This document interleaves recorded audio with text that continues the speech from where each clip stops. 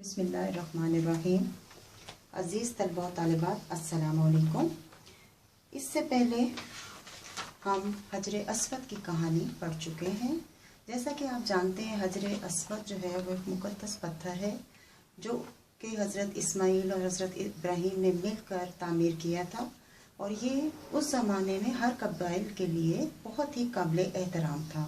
لہذا جب اس کی تنصیب کا موقع آیا تو خدشہ تھا کہ قبائل کے درمیان کہیں لڑائی نہ ہو جائے۔ اس موقع پہ حضور پاک نے بہت اچھے طریقے سے اس مسئلے کو حل کیا۔ امید کرتی ہوں کہ آپ سب نے بہت اچھی طرح اس سبق کو سمجھ لیا ہوگا۔ ہمارا آج کا سبق ہے خدمت خلق ایک عبادت ہے۔ خدمت خلق ایک عبادت ہے پڑھنے سے پہلے میں آپ کو اس کے مشکل الفاظ ایک دفعہ دہراؤں گی، اس کے بعد آپ اس کو پڑھیں گے۔ مال و اسباب، مال و اسباب، اس کو جب ہم پڑھیں گے مال و اسباب یعنی سامان۔ قلت، کاف کے نیچے زیر ہے، لام کے اوپر تشدید ہے، تو اس کو ہم پڑھیں گے قلت۔ قلت کا مطلب ہوتا ہے کسی چیز کی کمی ہونا۔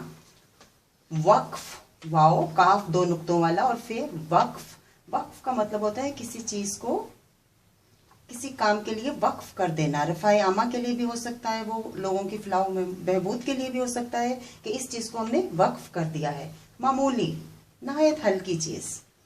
رفع عامہ یعنی لوگوں کی فلاح و بہبود کے لیے جو کام۔ معاوضہ یعنی بدلہ یا اجرت۔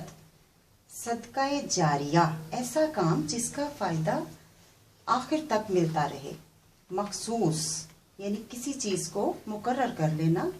فروخت کرنا، بیچنا۔ فروخت کرنا یعنی بیچنا، کسی کو دینا کسی چیز کے عوض۔ رضامند یعنی تیار ہو جانا، راضی ہو جانا۔ امڈ آتے، امڈ آتے کا مطلب ہے کہ چاروں طرف سے گھر کر آنا۔ خسارہ، خسارہ ہوتا ہے نقصان، کسی چیز میں خسارہ ہو گیا یعنی نقصان ہو گیا۔ گوارا نہ تھی، منظور نہ تھی۔ بشارت، بشارت کا مطلب ہوتا ہے خوشخبری۔ ایک دفعہ پھر ان الفاظ کو ہم پڑھیں گے۔ مال و اسباب، قلت، وقف، معمولی، رفع عامہ، معاوضہ، صدقہ جاریہ، مخصوص، فروخت کرنا، رضامند، امڈ آتے، خسارہ، گوارا نہ تھی، بشارت۔ عزیز طلبہ و طالبات، خاص الفاظ کو دہرانے کے بعد، خاص الفاظ اور مشکل الفاظ کو دہرانے کے بعد اب ہم اس لیسن کی ریڈنگ کریں گے۔ آپ لوگ نے اس کو بار بار پڑھنا ہے۔ ایک بار میں آپ کے سامنے پڑھتی ہوں، آپ بھی میرے ساتھ پڑھیں۔ اللہ تعالیٰ ان لوگوں کو پسند فرماتا ہے جو اس کی مخلوق سے پیار کرتے ہیں۔ مخلوق کون ہے؟ ہم سب بندے جو اللہ تعالیٰ کے بنائے ہوئے پیدا کیے ہوئے بندے ہیں۔ اللہ تعالیٰ ان لوگوں کو پسند فرماتا ہے جو اس کی مخلوق سے پیار کرتے ہیں۔ مخلوق خدا کی بھلائی کے لیے کی گئی کوشش خدمت خلق کہلاتی ہے۔ خدمت خلق کیا کہلاتی ہے؟ جو اللہ کے بندوں کے لیے بھلائی، اس کے بھلائی کے لیے کام کیے جائیں، وہ خدمت خلق کہلاتی ہے۔ اسلامی تاریخ میں خدمت خلق کی بے شمار مثالیں موجود ہیں۔ انہی میں سے ایک واقعہ مسلمانوں کے تیسرے خلیفہ حضرت عثمان رضی اللہ تعالیٰ عنہ کی شخصیت سے متعلق بھی ہے۔ حضرت عثمان غنی نے تمام زندگی اپنا مال خدا کی راہ میں خرچ کیا اور لوگوں کی مدد کی۔ اس میں کوئی بات ایسی جو نہ سمجھ آئی ہو کہ حضرت عثمان غنی کے بارے میں ہے یہ پہلا پیراگراف، بلکہ پورا لیسن ہی ان کی شخصیت کے بارے میں ہے۔ اور حضرت عثمان غنی نے اپنی زندگی میں جو بھی کمایا، جو بھی حاصل کیا، انہوں نے اس سب کا سب لوگوں کی بھلائی کے لیے اللہ کی راہ میں خرچ کیا۔ نبوت کے 13ویں سال جب مسلمانوں نے مکہ مکرمہ سے مدینہ منورہ کی طرف ہجرت کی تو وہاں پانی کی شدید قلت تھی۔ لوگوں کو میٹھے پانی کے لیے دور دراز مقامات کا سفر کرنا پڑتا تھا۔ یعنی جب مدینہ پہنچے مکہ مکرمہ سے مسلمان تو وہاں پہ پانی جو تھا وہ میٹھا نہیں تھا، کھارا تھا، کڑوا تھا، جیسا بھی تھا کہ مسلمانوں کو پینے کے لیے جو میٹھا پانی دستیاب تھا وہ بہت دور دراز سفر کر کے حاصل کرنا پڑتا تھا۔ مدینہ منورہ میں میٹھے پانی کا صرف ایک کنواں تھا۔ اس کنویں کا نام بیر روما یعنی روما کا کنواں تھا۔ جس کا مالک ایک یہودی تھا، وہ یہودی مسلمانوں کو مہنگے داموں پانی فروخت کرتا تھا۔ داموں یعنی مہنگے پیسے، بہت زیادہ پیسے لے کر تو وہ پانی بیچتا تھا۔ مسلمان ہجرت کے وقت اپنا گھر بار اور مال اسباب مکہ مکرمہ میں چھوڑ آئے تھے، اس لیے ان کے پاس پانی خریدنے کے لیے پیسے نہیں تھے۔ مسلمانوں نے اپنی پریشانی کا اظہار اللہ کے نبی حضرت محمد صلی اللہ علیہ وآلہ وسلم سے کیا۔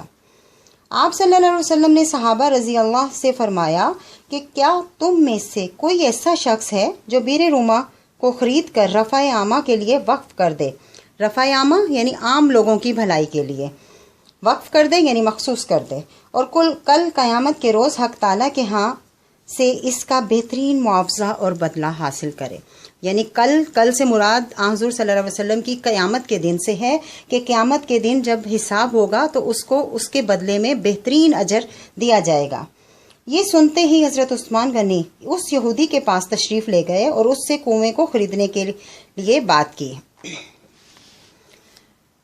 یہودی اس کو بیچنا نہیں چاہتا تھا۔ آخرکار بڑی کوشش کے بعد یہودی کنویں کا آدھا حق فروخت کرنے پر رضامند ہو گیا یعنی تیار ہو گیا، جو آپ نے 12,000 درہم میں اس شرط پر خرید لیا کہ کنویں کے پانی پر ایک روز حضرت عثمان غنی کا حق ہوگا اور دوسرے روز کنواں یہودی کے لیے مخصوص رہے گا۔ یعنی ایک دن جو حضرت عثمان غنی کا ہے اس دن تو مسلمان جو ہیں وہ اس میں سے پانی حاصل کریں گے، اور دوسرے دن یہودی جو ہے وہ جس کو چاہے پانی بیچے، جس کو چاہے دے۔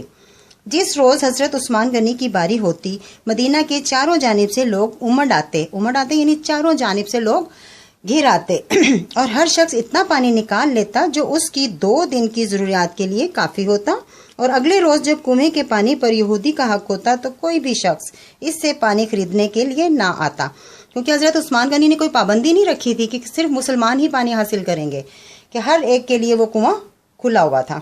یہودی نے جب یہ دیکھا کہ لوگوں نے حضرت عثمان غنی کی باری کے روز 2 دن کا پانی لے جا کر استعمال کرنا اپنا معمول بنا لیا ہے، یعنی اپنا شیوا بنا لیا ہے، ایک عادت بنا لی ہے، تو اس کو اس سودے میں خسارہ نظر آیا، نقصان نظر آیا۔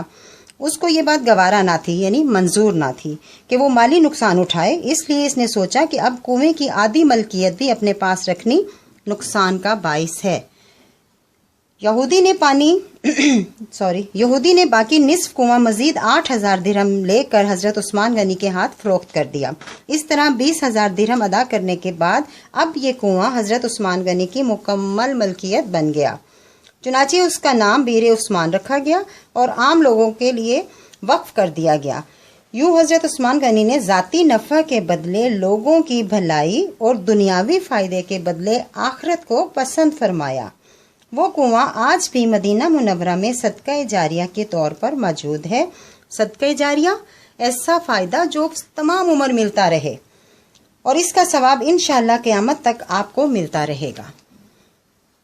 عزیز طلبہ و طالبات، سبق کو اچھی طرح پڑھنے کے بعد یہ اس کے مشکل الفاظ کے معنی ہیں، آپ اس کو رف رجسٹر پر نوٹ کریں گے۔ اس کو نوٹ کرنے کے بعد اور یاد کرنے کے بعد آپ کو اس سبق کو سمجھنا اور بھی آسان ہو جائے گا۔ اب ہم اس کی مشقی سوالات کی طرف آتے ہیں۔ سبق کے مطابق درج ذیل سوالات کے مختصر جواب دیجیے۔ اس میں سب سے پہلا جو سوال ہے وہ پوچھا جا رہا ہے آپ سے، اللہ تعالیٰ کن لوگوں کو پسند فرماتا ہے؟ آپ بک پر ہی مارک کر سکتے ہیں۔ صفحہ نمبر 11، پہلے پیراگراف میں ہی اس کا جواب پہلی لائن میں موجود ہے۔ اللہ تعالیٰ ان لوگوں کو پسند فرماتا ہے جو اس کی مخلوق سے پیار کرتے ہیں۔ سوال نمبر 2، بیر روما کا کیا مطلب ہے؟ بیر روما کا کیا مطلب ہے؟ پیراگراف نمبر 2 صفحہ نمبر 11 تیسری لائن میں اس کا جواب موجود ہے۔ بیر روما یعنی روما کا کنواں، مطلب پوچھ رہے ہیں نا، تو آپ نے لکھنا ہے بیر روما کا مطلب ہے روما کا کنواں۔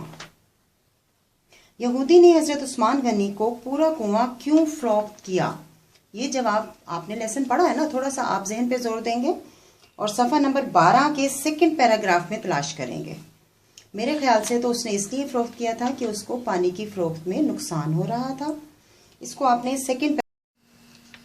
سوال نمبر 4 دال، حضرت عثمان غنی نے یہودی سے پورا کنواں کتنے میں خریدا؟ عزیز طلبہ و طالبات، اس کا جواب بھی صفحہ نمبر 12 سیکنڈ پیراگراف میں موجود ہے۔ دیکھیں سیکنڈ پیراگراف صفحہ نمبر 12 سیکنڈ لاسٹ لائن میں 20,000 درہم ادا کرنے کے بعد اب یہ کنواں حضرت عثمان غنی کی مکمل ملکیت بن گیا. آپ اس طرح سے جس کا جواب لکھیں گے کہ حضرت عثمان غنی نے یہودی سے پورا کنواں 20,000 درہم میں خریدا. لاسٹ کوشچن ہے اس واقعے سے ہمیں کیا سبق ملتا ہے. اس پہ آپ پیراگراف لکھیں گے کہ آپ کا بھی کوئی ایسا دل چاہتا ہے کوئی ایسا نیکی کا کام کریں تو اس پہ آپ ایک پیراگراف لکھیں گے. سوال نمبر 2 ہے سبق کے حوالے سے درست جواب پر رائٹ کا نشان لگائیں. یہ آپ نے پڑھا ہے بہت ایزی ہے آپ خود کر سکتے ہیں. سوال نمبر 3 درج ذیل الفاظ کو جملوں میں استعمال کیجئے. یہ آپ کا ہوم ورک بھی ہے آپ نے اسے بہت اچھے سے رف رجسٹر پر کرنا ہے.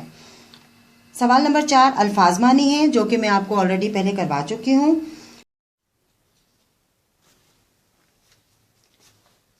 سوال نمبر 5 پہ تھوڑا گرامر ورک ہے. اس میں فی الحال فی الماضی اور فی المستقبل کے بارے میں بتایا جا رہا ہے اور آپ سے پوچھا جا رہا ہے کہ درج ذیل جملے کس زمانے سے تعلق رکھتے ہیں. چھوٹا سا تعارف کروا دوں. ماضی گزرے ہوئے زمانے کو کہتے ہیں جس کی پہچان جملے میں تھا تھی تھے آتا ہے اور حال کی پہچان ہے جو موجودہ زمانے میں ہم کام کرتے ہیں.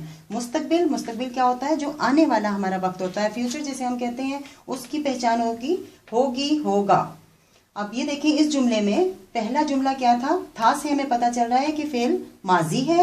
دوسرے جملے میں بھی تھا آ رہا ہے اٹس مین کہ یہ ماضی سے تعلق رکھتا ہے. پھر تیسرے جملے میں آپ سے کہا جا رہا ہے کہ مجھے اس سے کہیں زیادہ کی پیشکش ہوگی سے کیا مستقبل یعنی یہ کس کا جملہ ہوگا مستقبل کا. پھر اس کے بعد کہا جا رہا ہے ایک روز یہودی کا حق ہوگا بھی مستقبل سے تعلق رکھتا ہے. پھر ہے جی کنویں کو عام مسلمانوں کے لیے وقف کر دیا یہ جملہ حال سے تعلق رکھتا ہے. لاسٹ میں کہا جا رہا ہے رسول اللہ صلی اللہ تعالی علیہ وآلہ وسلم نے خود بشارت دی تھی کس سے تعلق رکھے گا ماضی سے. اس کے ساتھ ہی عزیز طلبہ و طالبات ہمارا آج کا لیسن جو ہے وہ ختم ہوتا ہے. نیکسٹ ہمارا جو ہے پاک وطن ہے پاکستان اس کی آپ ریڈنگ کر کے آئیں گے اور جو میں نے آپ کو ہوم ورک اسائن کیا ہے آپ نے اس کو بہت اچھے سے کرنا ہے. سوال نمبر 3 اور 2 رف رجسٹر پر کیجیے گا. اللہ حافظ.